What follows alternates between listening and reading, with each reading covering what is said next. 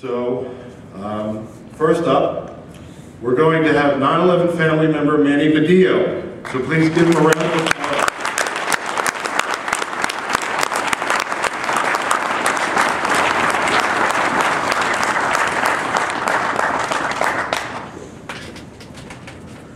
Thank you very much, John. Thank you, everyone, for coming today. These events are really important because we always learn something new, those who have been to these events for so many years.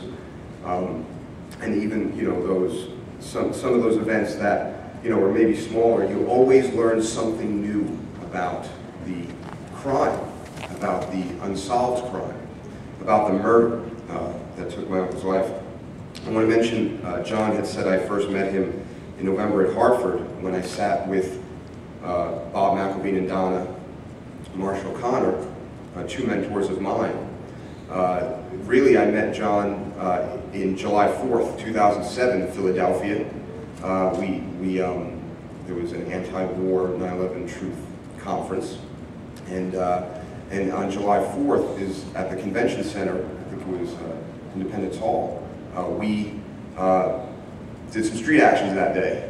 So with We Are Change, a group that I've been working with for years in New York, I want to say thank you to everyone here for standing up for my family. Okay, a lot of people that are in this movement, yeah, absolutely. A lot of people in this movement, you hear from family members, but you don't get thanked enough, I don't think, for doing something more. Everybody in this room right now is doing something more than our lying and corrupt government has done for my family. So that's huge, and it's very important that you know that there's family members, and little by little, more and more family members are understanding that what we have here is we have a situation that begs for a new investigation and really allows for us to really change the way we're thinking. Because to blatantly murder 3,000 neighbors, friends, family in broad daylight, and to be able to get away with it for this long, we're changing that right now, and that's huge. So I just want to mention about my Uncle Tom. I've said this more than enough times. He was the rock. He was the mentor of my family. He was the go-to guy. He was the man that you could just look up to for anything, speak to about anything. And just, even those last conversations I had with him before September 11, 2001 at his condo in Staten Island, when he was in Florida a few weeks before, saying, hey, I think I might buy some property down here. He worked for Marsh McClellan. He was the vice president of Internet Technology. He was working on transaction software at the time. He was flying all around the country. It just so happened he was in the buildings on September 11th. And I've said this too, that the worst day wasn't the 11th.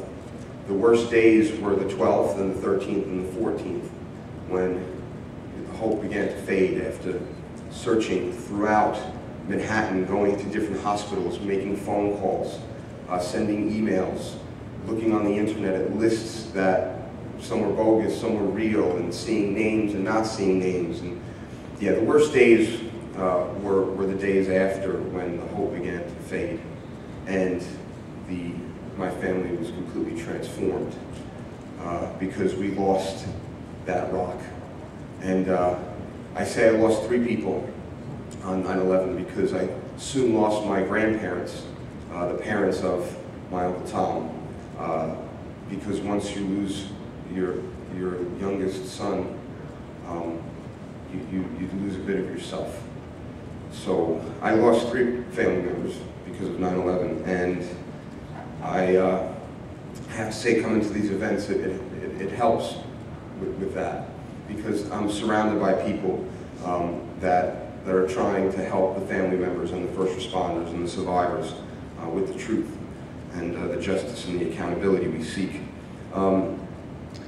I want to mention how long it took me to come to the ability to speak about this, to come to the stage. It took me years, okay?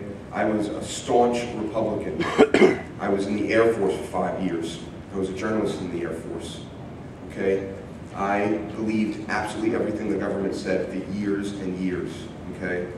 It wasn't until maybe 2004, 2005, this was unfortunately after voting for the former president twice, that I really began to open up and learn a little bit more about the events of that day. And it was a couple of books that I read, there was a couple of documentaries I watched, there was a number of conversations I got into. And from then on, it took a while. It took probably another year or so before I was then able to really focus attention on the details of this mass murder, okay? And it does take time. So for all the people that are here for the first time, just take that time, because there's a lot to digest.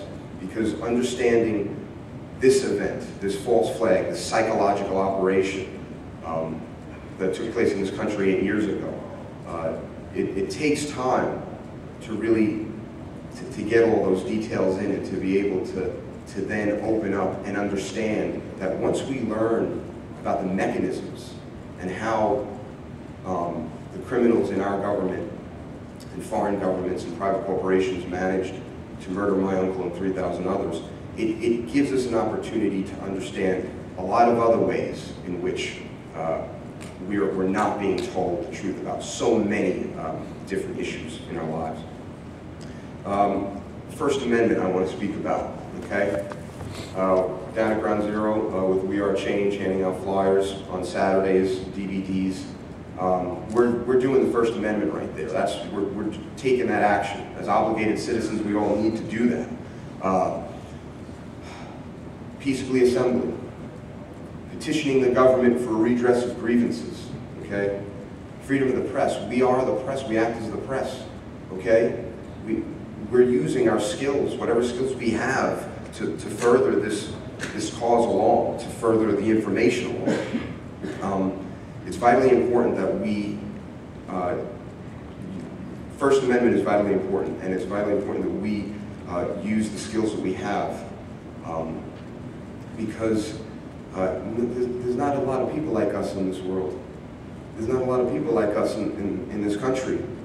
You know, we have a country of 300 million people, and we'll get 30 people down at Ground Zero on a weekend to just speak to, you know, fellow countrymen and people that are visiting. Okay? We're very unique, you know, we're very smart, we're very intelligent people, we're very humble. I've seen that, and I'm so grateful for that, to be surrounded by, you know, such beautiful people. And it, you know, it takes working together, you know, working together